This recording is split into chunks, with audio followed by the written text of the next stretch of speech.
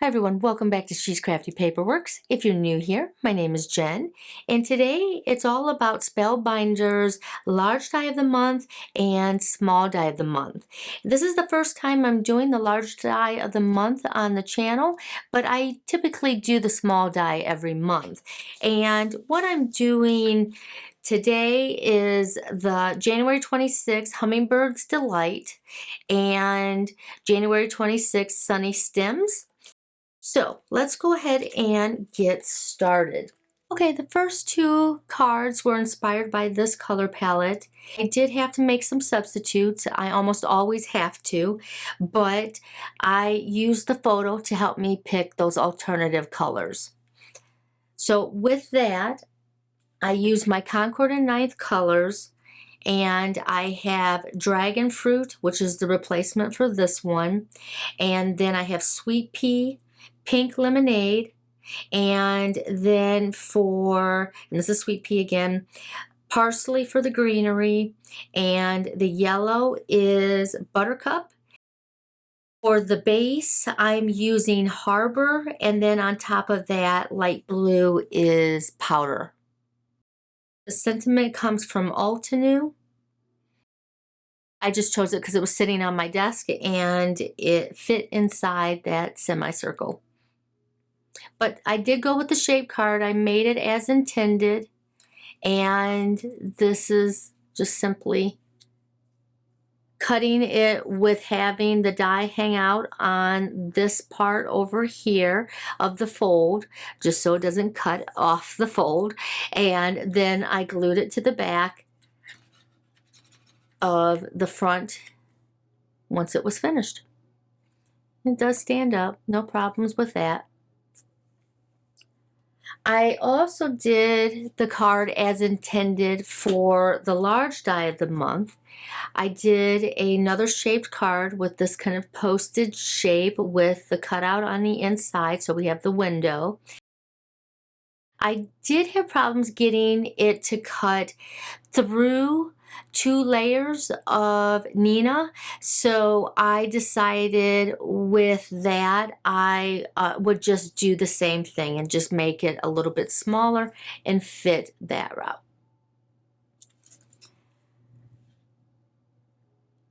So very cute. I did bring in some AB crystals here to help kind of replicate like water droplets. And those hummingbirds are just adorable. But only focused on the trumpet vine for this one. For the next two,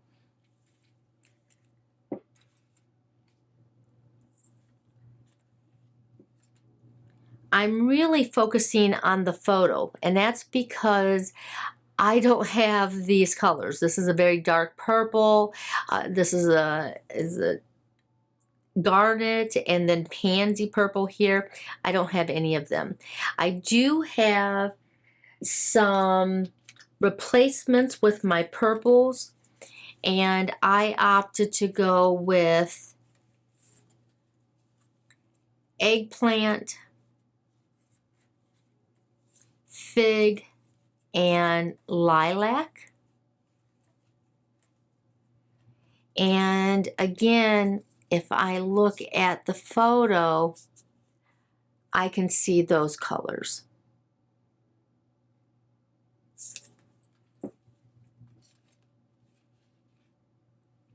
Another color that I brought in was some mirrored cardstock in lilac as well, and that's from Tonic Studios. I also brought in the hummingbird from the large die of the month. To substitute for the dark purple, I use black. The XO is from my stash. I want to say it's Concord and Ninth, but I'm not positive on that. and another shaped card. On the inside, I put lilac paper, not only because it was easier to write in, but also this black is only 80 pounds. And so when it's that light, just to add some substance to it, I always put another layer in there just to give it a little bit of heft. And for this one, I focused on that fig, or actually, I'm sorry, the eggplant for the background. I have the fig and the lilac and the hummingbird with that lilac mirrored cardstock, more mirrored cardstock. And I also use that mirrored cardstock for the centers of the flower. And then this is parsley. And also, I forgot to mention, this is sprout. Now for the inspiration for the next two cards, I really just drew on three colors from here: the black, poppy red, and clover green. This is where, because I have done the other two cards for each set in pretty much the way they were intended, and this is where I really start to kind of deviate. When I get to that third card, I try stretching my imagination a little bit. And for this one, this is the large die of the month, and it's just the trumpet vine. I just cut the vine from clover cardstock just to replicate the same size as the stems from the greenery, to just to give me that line to kind of bring over to make it look like it was a trumpet vine. Brought in polished gold for all of the gold details. And then this is the small die of the month, where I used the morning glory and I went around there. On the side, I couldn't, it was too short for me to get any of this greenery, so I just tucked in two leaves that were extra from this, kind of tuck in on either side just to balance out that greenery. I do not know where the sentiment came from for the Valentine's Day. This is really old. This one is Christina Werner's. You can always tell Christina Werner's, I think, because hers have some of the fine, really fine fonts. Very intricate, and difficult to glue on mirrored cardstock, but I powered through. Now the last card combines both dies. Now the way that I did that was, here is the yellow shape that I used with ink blending to create that dark center and then fade it out. And then I put an overlay of cardstock.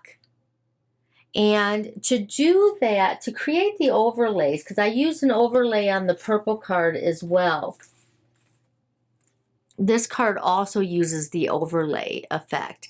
So the difference is, instead of gluing each of these individual pieces on, this is solid black, and then I put both dies together and ran it through that way, and that gives you this really fine outline.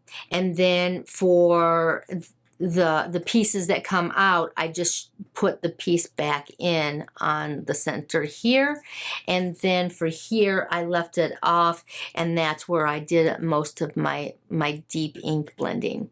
And this right here, to make it 5 by 7, I first cut it out with the green, and